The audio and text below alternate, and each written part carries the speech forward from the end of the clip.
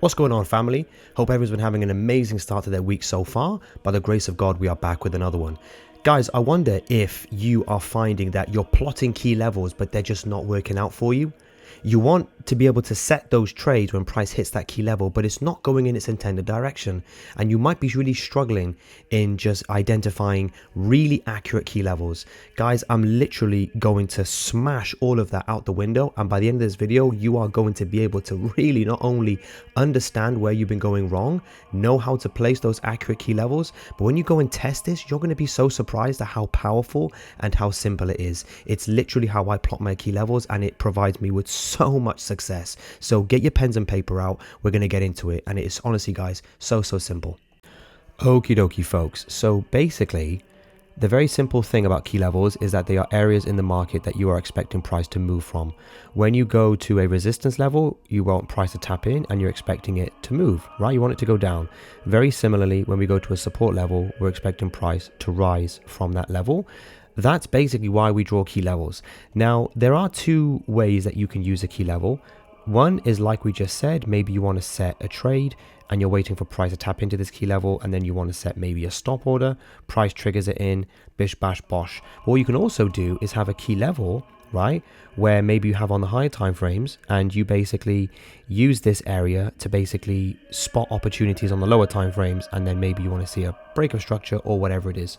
So that's basically the two things we have. But right at the foundation is that you are drawing a level, expecting price to move from that level. That is it. Okay, and when you have a resistance level, you're expecting price to go down. When you have a support level, you are expecting price to rise. But the truth is, guys, if you do not have an accurate way of drawing key levels, it doesn't matter how fancy it looks, doesn't matter how many lines or how many rectangles or fancy indicators you have, you are always going to be taking losses, and you're not going to have, price moving in that direction you want it to. Plus, key levels also offer us good places to put our stop losses behind. Okay, so now that you've understood that, you need to also understand something else. When we have support and resistance like so, okay, so I'm going to basically mark out the resistance with an R, just so you guys don't get confused, and then our support is down by here. Okay, there is something we're going to be speaking about, which is where key levels start and where key levels end. Now, when it comes to our support, it's going to look like this. This side of the rectangle is where the key level starts, and you just have to basically invert it when it comes to the resistance. Okay, does that make sense? Because basically we really want price to tap into that level, and then we want it to move. That's why we say this is where the key level starts. This is where we can start setting our trades. This is where we can expect the move to start, and this is where we could start to look for opportunities on the lower time frames or whatever. Okay, so basically we're expecting price to tap into this key level and then move. That's why we call it the start.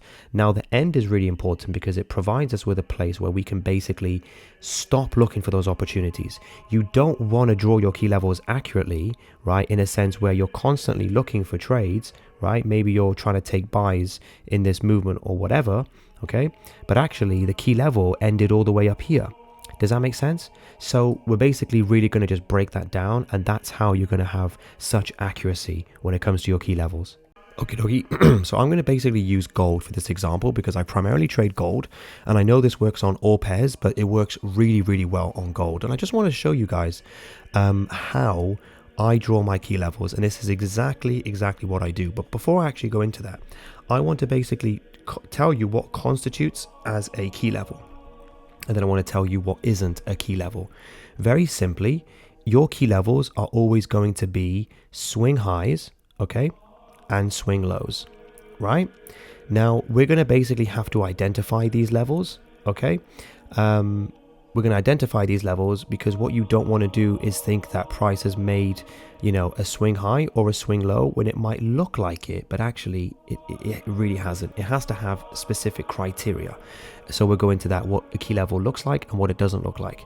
However, there is also a time where you'll get a key level that won't be from a swing high or a swing low, and that will be when you have multiple wick rejections. Okay, so we'll speak about these two.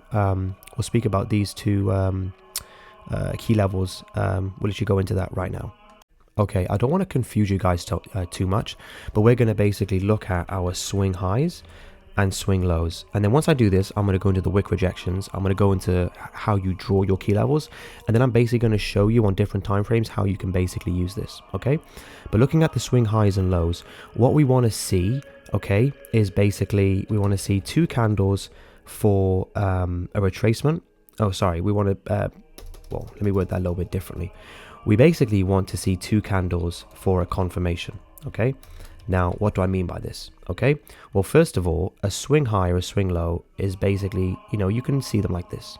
Okay, you can see we got a low by here, low by there, we got these highs. Okay, so I guess instead of calling it swing highs or lows, we can just call them highs or lows. Okay, and that's basically what we're going to be looking for. Okay, but there is some specific criteria, and you are going to have to jot some things down, and it's really going to help you in your identification. Okay, so what a key level isn't, or what a, you know, what a for example, this is not a key level. Okay, when you just have one candle like this, do you see this bearish candle by there? This is not a key level, bro. Like, it may feel like it may look like it, it's not a key level. Typically when you see one candle like this, okay, it's not a key level. However, can you see how we have one candle that's just broken down like this? When you can see, for example, if we sort of start by here, so if I go like this and go like that, okay, you see this one candle, because it's broken past these wicks, right?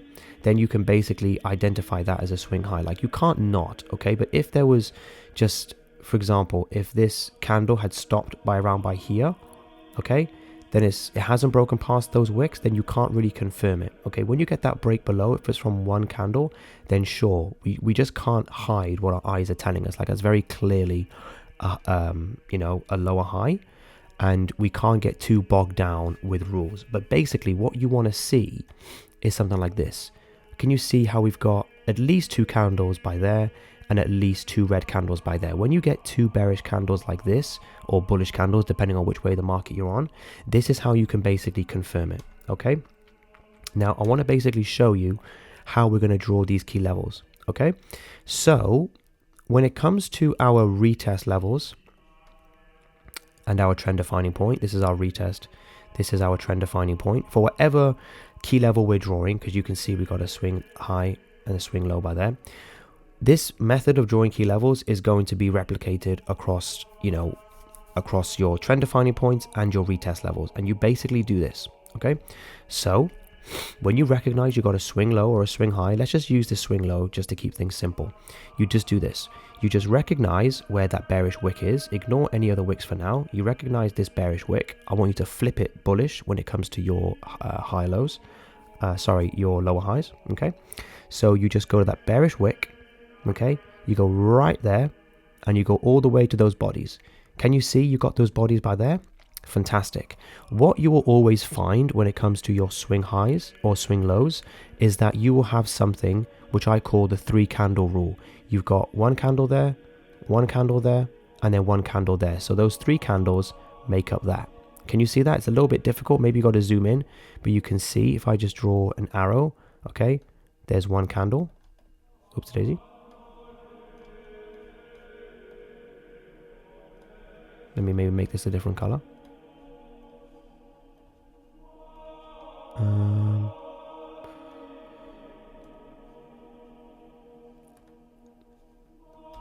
There we go. Bro, that's kind of mad. So we got 1 candle, 2 candles, and then the third one is that bullish candle. You can see how we got that 3 candle by there, right? Now what I want you guys to do, okay, can you see how you're always going to have these 2 bodies touching? You may not have this body touching, or you may have these 2 bearish candles touching, and then the bullish candle may be a little bit higher up. Without confusing you too much, I just want you to go and snug that body in. So can you see that all 3 of those bodies are basically snugged in? Okay, that's what I call the 3 candle rule. These are going to be your steps. You go to the wick, and I want you guys to really get surgical with it. Okay, I don't usually advise this, but I want you guys to be perfect with it. Okay, boom, you can see that it lines up perfectly. You don't have to go like super far, right? But if it's not too much trouble, be as perfect as you can. Okay, zoom back in. Remember what I said, you go to the bodies, okay, and then you want to snug those candles. You can just go straight to snugging the candles. Now the next thing I want you to do is look to the left. Okay, now before we do this, you are going to have to bear something in mind. Okay, what we have is this. Okay, this is basically what we have, and we are basically looking by here. Okay, I want you to pay attention to this high. So we're going to pay attention to this high by here. Okay, so just keep this on the, on the side. It'll make sense in a minute. What I want you to do is check to the left. Do we have any wicks that are tapping into this level? I don't want to, if you're drawing a high or low key level, I don't want you to care about these wicks, okay? I want you to care about wicks that are coming from the downside, okay? So you can see this candle by here. And by the way, if I just clarify that, when I talk about wicks from the downside, I mean wicks that look like this, okay? So the wick, right, is pushing down by there. I don't want you to care about wicks when it looks like this, okay? Does that make sense? I just want you to focus on this wick and then ignore these ones by there. Okay. So you go ahead and add that in. And where you can, snug it right up to that body. Okay. And then look to the left. Do you have any wicks? No, we don't. You would add it if you saw, for example, a wick coming down like this and tapping in. Not if you saw, wicks coming in. Well, you'd never have any wicks to the right that would come up by there. But you get what I'm saying. If there was a wick down by here, you would go ahead and see where the body is and just snug it like we just did with those candles. Okay. Once you see that there's no wicks to the left, no wicks to the right, fantastic. The key level's finished. Okay. Now you may see something like this. The reason why I told you to bear in mind this swing high, okay, is because if you had a candle with a wick by here and you went it did something like this, then you've just gone past that high. And that just doesn't make any sense. Why would you draw your key level, which is starting by here, all the way up by there? It doesn't make sense, okay? Because essentially what we're doing is that we're expecting, right, price to either hit this key level and then go off, or hit this key level and then go off. And that's what we're doing by here. That's why we're drawing this key level, because we're expecting this level, right, to get tapped into. So when you see that, you think to yourself, okay, let me just be reasonable with it and just include the level that I'm focusing on. Okay. Now that would be it. Key level finished. Okay. I'll show you how powerful this is in a moment. But before we do that, let's just go to the top just to do this example. What we would do is the exact same thing. Okay. But now we're going to flip everything on its head. Okay. So we're going to go by here. We can recognize this swing high. We can see those bodies. We're going to get them all nice and snug, all those 3 candles. We check to the left. Do we have any candles now, any wicks that are tapping in from the, from the upside like this? Nope, we don't. Do we have any candles that are tapping in by here? Yes, we do. So we go ahead and just snug in that body, and that would be the key level finished. Okay. Now what you're going to find is you may have like an overlapping key level, something like this. Now this might look a bit weird, but I just want you to pay attention to something. Okay, when we draw our key levels, you will sometimes get into this. Okay, but if we just delete this key level for now, right, where has this key level started? Well, you can see starts by there and it ends by here. Okay, I'm going to go ahead and delete that just so you can see it from this side. Okay, where does this key level start?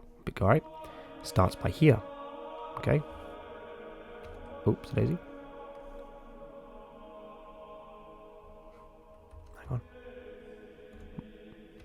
Yo, boom, and then it ends by here.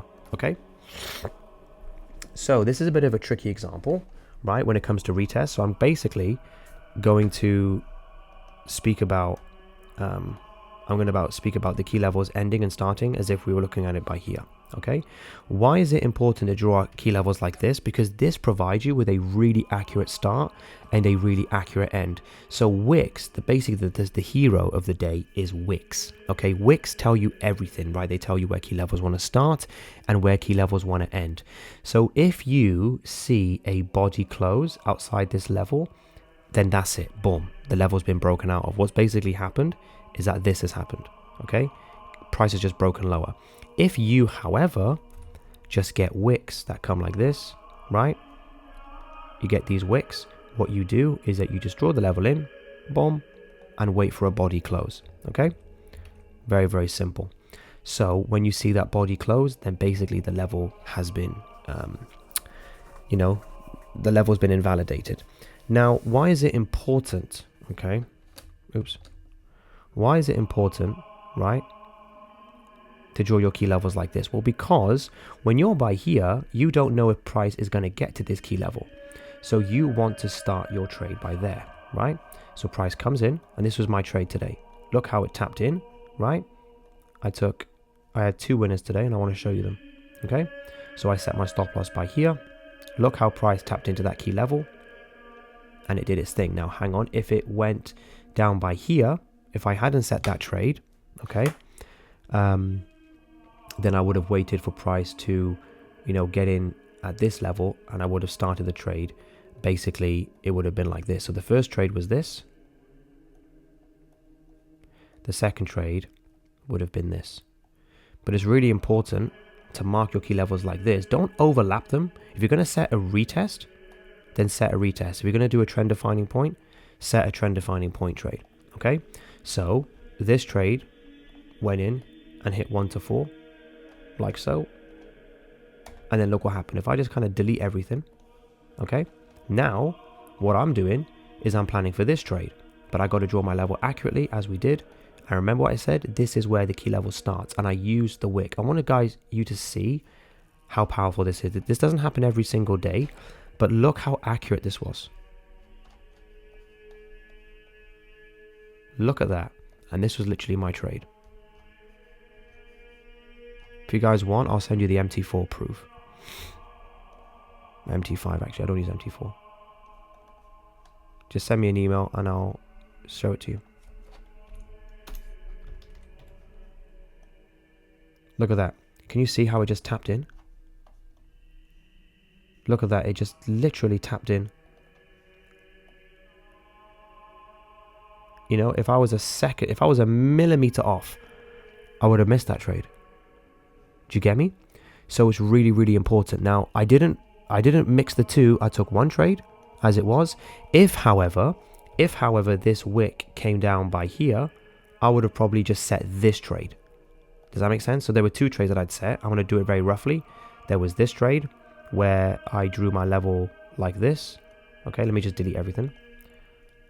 There we go. I did this. This retest provided me with a good place to put my stop loss. So I put my stop loss behind the retest level. You might say, well, why don't you put it by there? You can do. But I basically found that putting it behind the retest level is okay. Now, if something like this had happened, right, where price came in and tapped in by there, because remember, we've got 2 key levels by here. It's a bit of a tricky example, but it's a good example to get your head around, because then everything else is going to be so much easier. Okay? If price had come in and just tapped by there, okay, into this trend defining point trade, then I would have just entered, right, with my stop loss behind by there. So basically, I'm setting one structure point for one trade, right? We're doing our analysis for one, trade idea. We're not mixing the two, okay? So let me go ahead and just look at more examples to show you. Let's just do this. Okay, let me just go by here maybe. And just go on the 15-minute. And what I'll basically do is just draw out key levels for you, okay? So you guys can basically see, okay? So maybe do this on the 1 hour. Yeah, probably better to do it on the 1 hour, okay? So this might be a good example. I got to also mention that you should, depending on, there's a lot more factors that go into price moving, right? The trend, the lower time frames. Just because you're drawing a key level doesn't mean that it's going to automatically work out for you. But what it is going to do, this method is going to provide you with an accurate framework. Like you can go by here and do this. You can say, right, let's start that process. We go from the wick to the bodies. We do that 3 candle rule, snug those in. Do I see any candles to the left? Nope. Do I see any candles to the, any wicks to the right? Nope. So we'll see how price reacts. Okay. It obviously smashed down by there, right? But in such cases, right, you can also see that you've got this key level by there. So sometimes it might be wise for you just to kind of do this, right? So we won't go, sort of too deep into things. I just want to basically, show you key levels, okay? Goodness gracious me, price doing a madness, huh? May was a pretty wild month. I'm not going to be, I'm going to be honest with you, okay? So if you draw your key level like this, right, maybe on the 4 hour, there we are. 4 hours also really important. Okay. So how else would you draw your key levels? Like this. I just want you guys to see, you know, how price reacts to them. Okay. 4 hour as well. There we go. This key level 2. Oops, a daisy. Right. So maybe you don't get like a full, the full move from here, but what you did get, right, is price pushing in, okay, and getting that little bounce. Drawing like key levels within key levels is a bit tricky, but here we go. Another example, right? If you were by there, hang on. There we go. Price coming in by here, giving you like a little move, okay? So tying into how you draw structure, me personally, I just follow this model, right? That's how I know a trend has shifted. Otherwise, it's just going to keep on doing this. If it does that, boom, trend has shifted. If I see price doing this, then it breaks by there, boom, the trend has shifted. I keep it very, very simple. But let me go to the 15-minute and just kind of show you. So these is obviously much better when you are trending. Like there's no point taking a sell. I mean, this could work, but you don't want to be taking a sell by here, okay, when price is clearly trending. Does that make sense? So just bear that in mind, okay? So you would do this. If you want to take a retest, wicks by there, snug it in, boom, right? Add that wick in there. Fantastic. This is where the key level is going to end. Price broke above. Price comes in. Stop loss behind that level. You get a little bit of manipulation, but it is what it is. Let's say, you know, it just is what it is. You get that sometimes, you know? Had you put your stop loss a little bit lower, it would have been okay. Now, what else can you do, right? You can just keep on following that process. Like, it's very, very simple, you know? Again, had you put your trade by here, right? Put your stop loss by there, it would have been okay, you know? But if you follow that process, it will really help you out, you know? Because what you don't want to do, right, is draw your flipping key level so massive and so far away that you're setting your trades too early and then you're not closing out your trades, or you're stopping looking for trades when price has pushed too far. So you draw your start and finish like so, and you will have safe stop losses. You will have accurate ways to, you know, say that the level is invalidated, and you will also have places where price is going to move off from. So those are the three things: accuracy and where price is going to move off from. You're going to have accuracy by there. You're going to have a safe place to put your stop loss too. Okay, before we finish, I just want to show you wick rejections. Okay, so wick rejections is basically when you see more than one. Well, a wick rejection is basically something like this. Okay, so let's say you have this candle, okay, and you've got this big massive wick. Okay, it's not like a small wick. It has to be a genuine rejection. Okay, where price is pushed up or it's pushed down and it's just left this big old wick. Okay, now even though there's no swing high or low, these provide you with good key levels when you have minimum 2. Okay, but there is something quite juicy that you need to pay attention to. Okay, when you see minimum 2 wick rejections, you can essentially start looking for potential entries to the downside. Okay, oops daisy, I want you to flip that for when you have wick rejections in the other direction.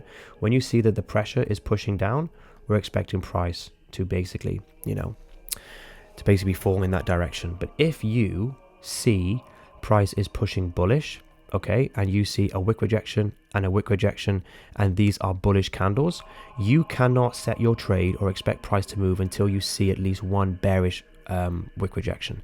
Likewise, if you can see that price is moving down and you see a bearish wick rejection, another bearish wick rejection, you can't set your trade or expect price to push off to the upside until you see a bullish wick rejection. Does that make sense? So something like this would be really, really cool. Let me show you. Okay, so look, you can see that the 1 hour is looking quite overextended. You can see you got one wick rejection. You got two wick rejections right by here. This is where you could say to yourself, okay, this is a key level, right? Now you could say to yourself, well, I thought you're going to basically do that rule, right? Remember, that's only for swing highs and lows. Okay, there's no swing low or swing high yet, right? But at that moment, literally at this moment, you can start to look for your positions, whether you want to go on the 5-minute time frame, look for those positions, or do whatever.